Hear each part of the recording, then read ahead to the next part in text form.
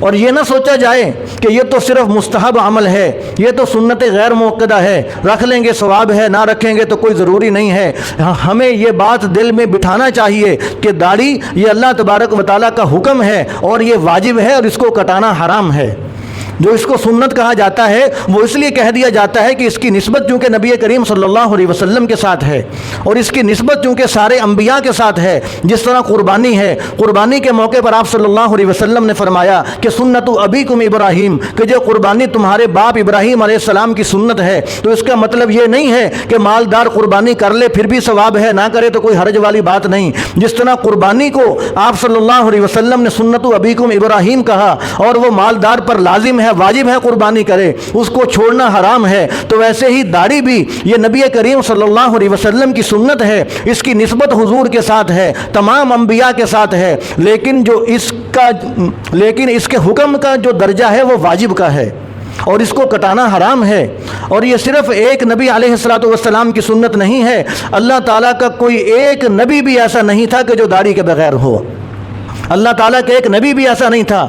سچا نبی داڑھی کے بغیر ہونا تو دور کی بات، جھوٹا نبی مرزا ملعون قادیانی جو کہ ساری زندگی غلاظت بکتا رہا اور غلاظت کے اندر ہی وہ مرا ہے، مرزا غلام قادیانی، وہ جھوٹا نبی تھا، دجال تھا، کذاب تھا، اس کو بھی یہ جرت نہیں ہوئی کہ وہ داڑھی کٹا کر نبوت کا دعویٰ کر لے، اس کو بھی یہ جرت نہیں ہوئی، اس لیے کہ وہ بھی اس بات کو سمجھتا تھا کہ اللہ تعالیٰ کے سارے نبی داڑھی والے تھے، اگر میں داڑھی کٹا کر نبوت کا دعویٰ کروں گا تو ہو سکتا ہے کہ میرا دعویٰ نہ چلے، اس کو بھی یہ جرت نہیں ہوئی۔ تو وہ تو خیر تھا ہی دجال اور کذاب، جھوٹا۔ تو عرض کرنے کا مقصد یہ کہ اللہ تعالیٰ کے سارے نبی داڑھی والے تھے، تو آج ہم کیسے مسلمان ہیں؟ اور حضور صلی اللہ علیہ وسلم کے پاس ایک قاصد آیا جو کہ کافر تھا۔ کافروں پر لازم نہیں ہے کہ وہ داڑھی رکھیں، کافروں پر لازم ہے کہ وہ پہلے اسلام قبول کریں، جب اسلام قبول کر لیں گے تو پھر دین کے احکام ان کی طرف متوجہ ہوں گے۔ حالانکہ وہ قاصد جو آیا وہ کافر تھا، اس پر داڑھی رکھنا ضروری بھی نہیں تھا، لیکن وہ داڑھی اس نے کٹائی ہوئی تھی۔ نبی کریم صلی اللہ علیہ وسلم کی خدمت میں آیا، آپ صلی اللہ علیہ وسلم نے اس سے چہرہ انور پھیر لیا۔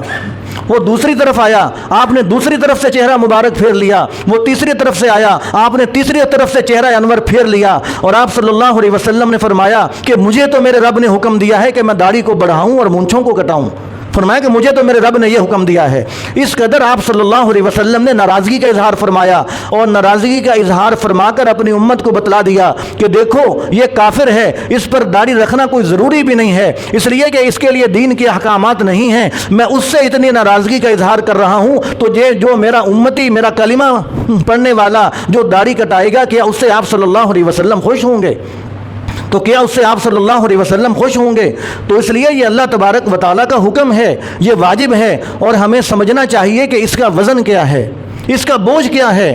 ہم 200 گرام کے موبائل اور چابیاں اور کیا کیا چیزیں ہم اپنے ساتھ لیے پھرتے ہیں، لیکن دعویٰ تو یہ ہے کہ آپ صلی اللہ علیہ وسلم کی خاطر ہم اپنا جان، مال، اولاد، ہر چیز قربان کر دیں گے۔ اپنی اس چاہت کو تو قربان کرنے کے لیے ہم تیار نہیں ہیں، اپنی اس چاہت کو تو ہم قربان کرنے کے لیے تیار نہیں۔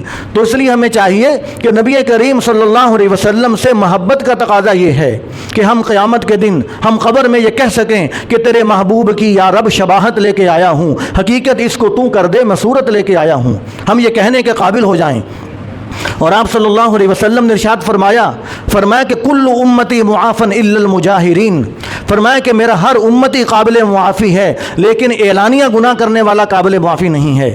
یہ داڑھی کٹانا یہ اعلانیہ گناہ ہے، یہ اعلانیہ گناہ ہے، یہ سب کے سامنے گناہ کرنا ہے کہ دیکھو میں اللہ تعالیٰ کے حکم سے بغاوت کر رہا ہوں۔ تو آپ صلی اللہ علیہ وسلم نے فرمایا کہ ہر میرا امتی قابل معافی ہے الا المجاہرین، فرمایا کہ اعلانیہ گناہ کرنے والا قابل معافی نہیں ہے۔ تو یہ داڑھی رکھنے کا ثواب اس قدر زیادہ ہے کہ آدمی سو رہا ہے لیکن اس کو ثواب ہو رہا ہے، یہ ہر وقت ثواب کی حالت میں ہے۔ اور اگر داڑھی کٹا لی نعوذ باللہ تو آدمی بیت اللہ کا طواف بھی کر رہا ہے، اس وقت بھی اس کو گناہ ہو رہا ہے، اس وقت بھی اس کو گناہ ہو رہا ہے۔ کیسی نحوست ہے داڑھی کٹانے کی کہ آدمی بیت اللہ شریف پر پہنچ گیا، گنبد خضرا پر پہنچ گیا، اعلیٰ سے اعلیٰ مقام پر پہنچ گیا، اس جگہ پر بھی اس کو گناہ ہو رہا ہے۔ تو ہمیں داڑھی کٹا کر زندگی گزارنے کا کیا فائدہ ہوا؟ اور کوئی پتہ نہیں کہ ہمارا کس وقت خاتمہ ہو جائے۔ کیا ہمارے جاننے والے، ہمارے دوست احباب اچانک دنیا سے نہیں جا رہے؟ जब सारे दुनिया से अचानक जा रहे हैं, हर दाढ़ी कटाने वाला बड़ी माजरत के साथ और मुंडाने वाला अपने गिरेबान में मुंह डालकर तसव्वुर करे, अल्लाह ना करे मेरी आज मौत आ गई तो मैं कब्र के अंदर किस मुंह से जाऊंगा और कल हशर के दिन रसूलुल्लाह का सामना किस मुंह से करूंगा, कर रसूलुल्लाह का सामना किस मुंह से करूंगा। और आदमी जिस हालत में मरा उसी हालत में उसको उठाया जाएगा। ये नहीं होगा कि दाढ़ी मुंडा मरा है और जब क़यामत के दिन उठाया गया तो उसकी माशाअल्लाह सुन्नत के मुताबिक चेहरा उसका सजा हुआ था, ऐसे नहीं होगा। जिस हालत में आदमी मरा उसी हालत में क़यामत के दिन उसको उठाया जाएगा। क्या हम ये गवारा करते हैं कि आज हमारी मौत आ जाए और हम क़ब्र के अंदर भी ऐसे जाएं और कल क़यामत के दिन हशर के दिन भी हम इस हालत में खड़े हों? हम में से कोई मुसलमान भी ये गवारा नहीं करता। तो फिर इस गफलत से हमें निकलना चाहिए, इस गफलत से हमें निकलना चाहिए। हम मुसलमान हैं, हमें अपना मुक्तदा पहचानना चाहिए कि हमारा रहबर, हमारा मुक्तदा गुंबद खजरा वाला है। जो मगरब की दुनिया है, जो कुफार यहूद व नसारा हैं, वो हमारे मुक्तदा हमारे रहबर नहीं हैं। हमारा मुक्तदा, हमारा रहबर और हमारा नबी तो गुंबद खजरा वाला है। तो लिहाजा हमें रसूलुल्लाह सल्लल्लाहु अलैहि वसल्लम की इताअत और इत्तिबा इख्तियार करनी चाहिए। आखिरी बात, वक्त भी हो चुका, कि पूरी उम्मत मुस्लिमा के अंदर अब मिसाल के तौर पर 4 फ़िक़े हैं, इमाम शाफ़िई, इमाम मालिक, इमाम अहमद बिन हंबल रहमतुल्लाह अलैह, इमाम अबू हनीफ़ा रहमतुल्लाह अलैह। किसी एक के यहाँ भी दाढ़ी कटाने की गुंजाइश नहीं है, दाढ़ी मुंडवाने की गुंजाइश नहीं है। सब के यहाँ वाजिब है और सब के यहाँ इसको कटाना हराम है।